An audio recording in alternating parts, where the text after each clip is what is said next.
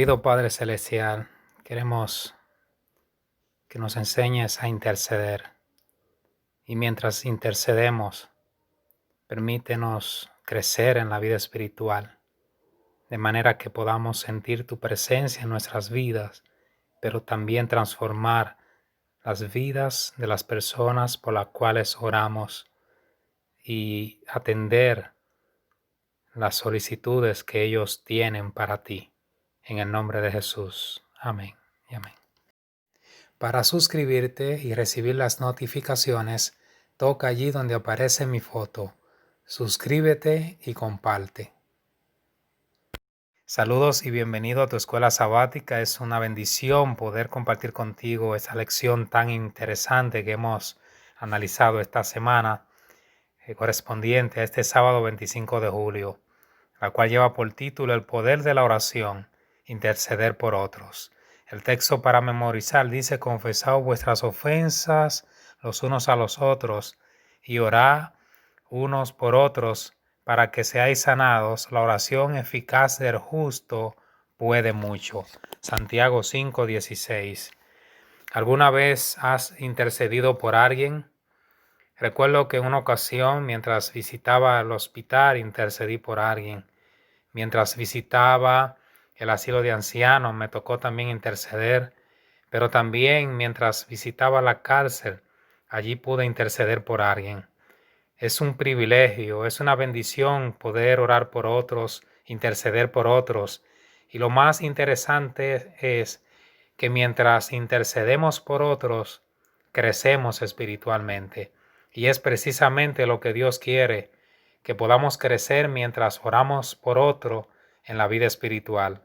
Al ver cómo Dios transforma las vidas por las cuales oramos, pero también al ver cómo nos acercamos a Él por medio de ese instrumento tan poderoso como lo es la oración.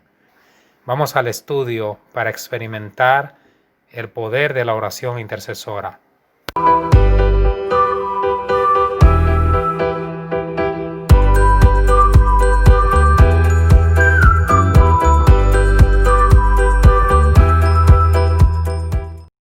En el estudio del domingo analizamos el conflicto cósmico. Allí comparamos Apocalipsis 12:7 al 9, Efesios 6:12, segunda carta a los Corintios, capítulo 10, verso 4.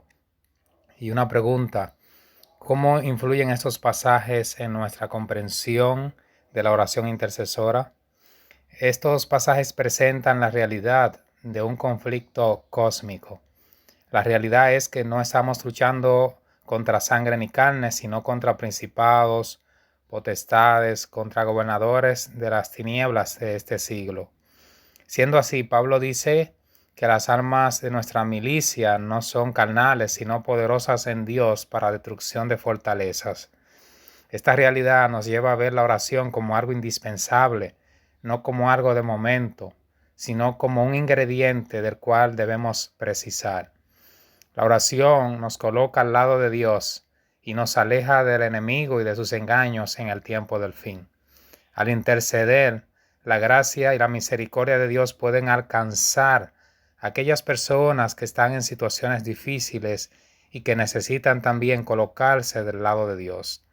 En este conflicto cósmico, Dios respeta la libertad humana, pero también Dios nunca manipulará la voluntad ni coaccionará la conciencia, pero sí enviará en cambio su Espíritu Santo para convencer a los hombres y las mujeres de la verdad. Pero también envía a sus ángeles para que entren en la batalla a fin de influir en las personas para la eternidad. Pero también organiza los eventos providenciales de la vida de las personas para guiarlos a Él. Así que la oración intercesora desata el poder de Dios. Me emociono cuando recuerdo las oraciones personales respondidas. Quiero invitarte a que experimente el poder de la oración, tanto a tu favor como a favor de otros, porque éste alimenta nuestra fe y despeja las dudas acerca de nuestro Dios, el Dios Todopoderoso. En el estudio del lunes vemos a Jesús, el poderoso intercesor. Lucas 3:21, 5:16 y 9:18. ¿Qué dicen esos textos sobre la relación entre la vida de oración de Jesús y su efectividad en el ministerio? Desde el inicio de su ministerio, con su bautismo, vemos a Jesús orando. En diferentes ocasiones lo vemos apartarse a solas para orar, sacar tiempo para orar. Aún en los momentos más difíciles, como el Getsemaní y la cruz, lo vemos orando. La vida de Jesús era una vida de constante oración. Oró para cumplir el propósito divino en esta tierra, pero también fue a través de la oración que realizó la alimentación de los 5,000, la curación del leproso, la liberación de los endemoniados, entre otros milagros. Así que en la batalla entre el bien y el mal, el arma más poderosa es la oración. La oración combina nuestra impotencia y debilidad con el poder omnipotente de Dios. La oración nos ayuda a cumplir el propósito del cielo, nos eleva a Dios y es el medio por el cual Dios toca y transforma nuestros corazones y también toca y transforma el corazón de las personas por las cuales oramos. En Lucas 22, 31 34 y Hebreos 125, Jesús le dijo a Pedro: yo he rogado por ti para que tu fe no falte, y una vez vuelto confirma a tus hermanos. Hebreos 7:25, por lo cual puede también salvar perpetuamente a los que por él se acercan a Dios, viviendo siempre para interceder por ellos. Así que Jesús le aseguró a Pedro que en su momento de mayor tentación estaría orando por él. Satanás conocía el potencial de Pedro y tenía el plan de destruir a Pedro, pero la oración de Jesús a favor de Pedro fue contestada y Pedro, aunque cayó, es decir, Pedro se volvió a Dios y entonces ya luego vemos a Pedro ser un gran líder gracias a la oración de Jesús. Así que Jesús todavía no se ha detenido de orar. Así como oró por Pedro, está orando por ti, está orando por mí, intercediendo por nosotros en el santuario celestial. Y no nos dejará ser tentados más de lo que podemos resistir. Sí necesitamos ser persistentes en la oración y presentar a las personas que necesitan de nuestra oración delante de Dios. ¿Por quién estás orando en este momento? En el estudio del martes vimos las oraciones intercesoras de Pablo. La oración intercesora es bíblica. A lo largo de su ministerio, Pablo oró por los nuevos conversos en las iglesias que estableció a través de su ministerio evangelizador. Pablo creía que algo sucedía cuando oraba, que en cambio no sucedería si no oraba. Aunque estaba lejos de sus seres queridos y sus nuevos conversos, reconocía que podía estar unido a ellos a través de la oración.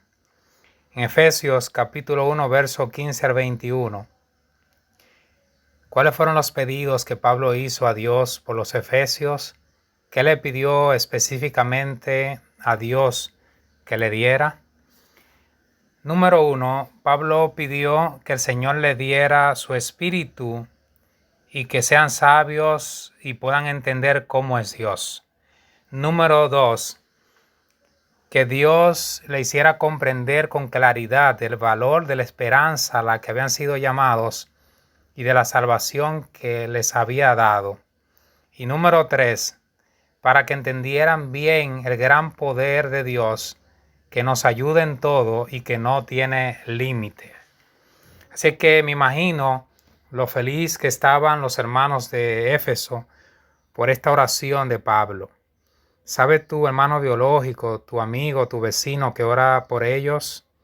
En este momento de pandemia, sería interesante acercarnos y preguntarles si quisieran escribir, hacer algún pedido en específico y llevar esa lista con nosotros para interceder por ellos.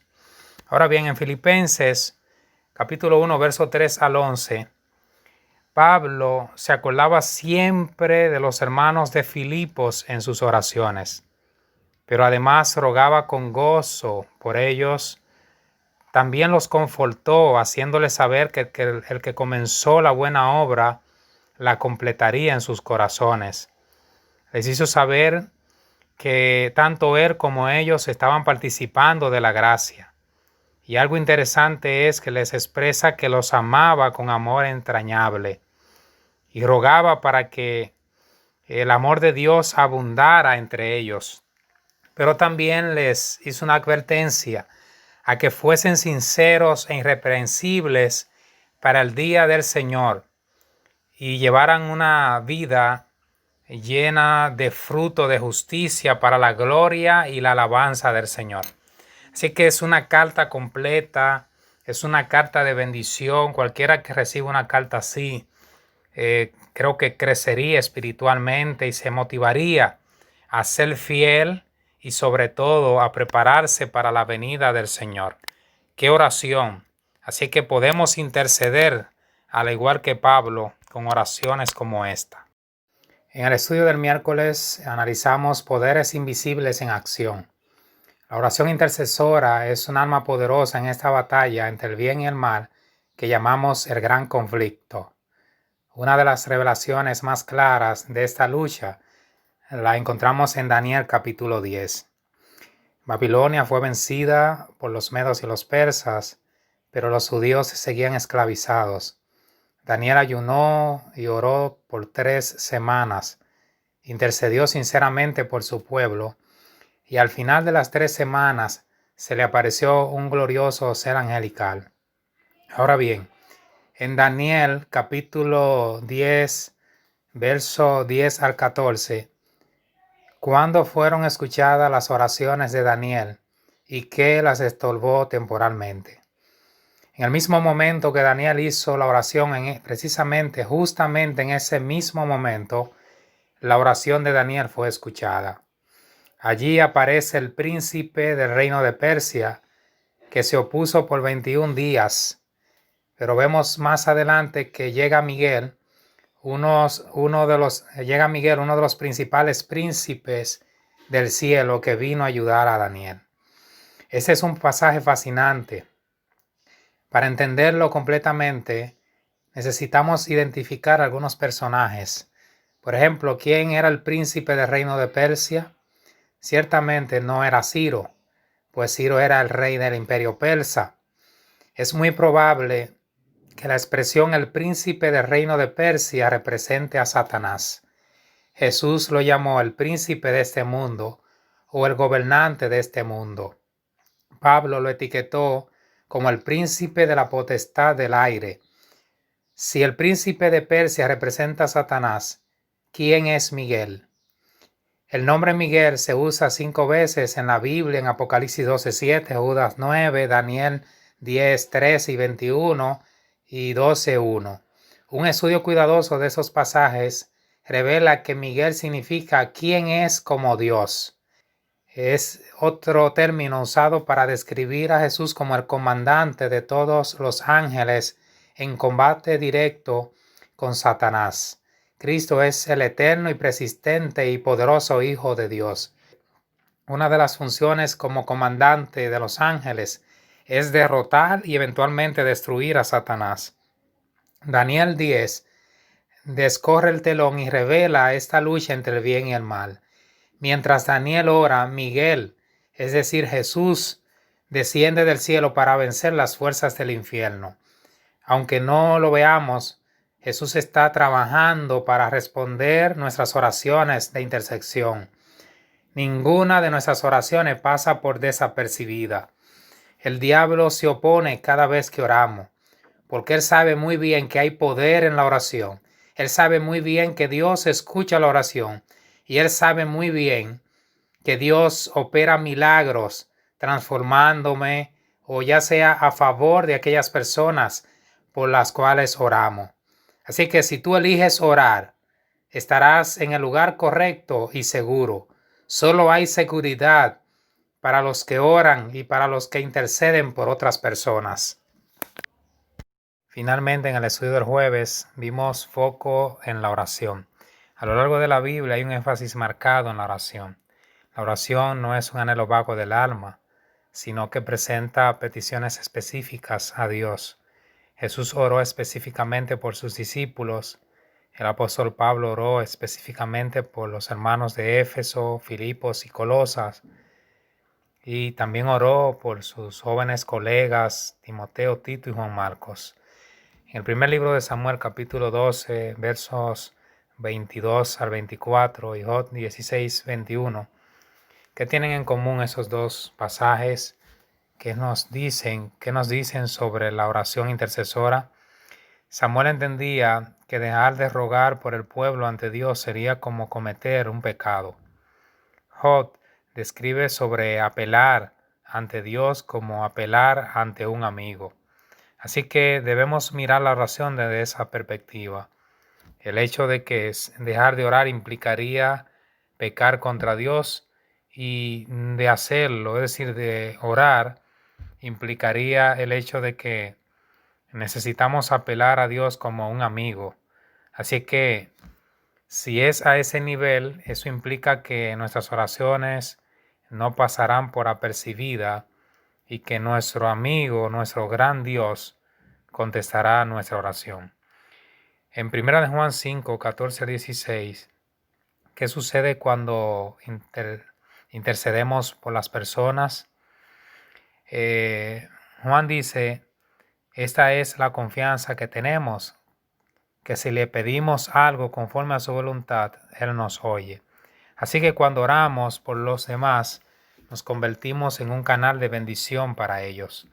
Así que si tú quieres ser un canal de bendición para otras personas, te invito a que oremos por ellos para convertirnos en ese canal.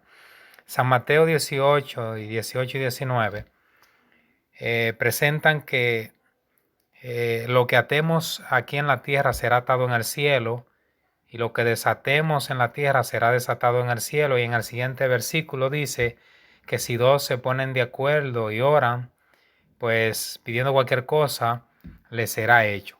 Así que en este verso, en estos pasajes vemos que si hay personas que están atadas a los vicios, que están atadas a algún problema, alguna situación específica, nosotros podemos orar y en el nombre de Jesús el Señor desatará esas cadenas, desatará a esa persona de manera que hallará libertad en Cristo Jesús.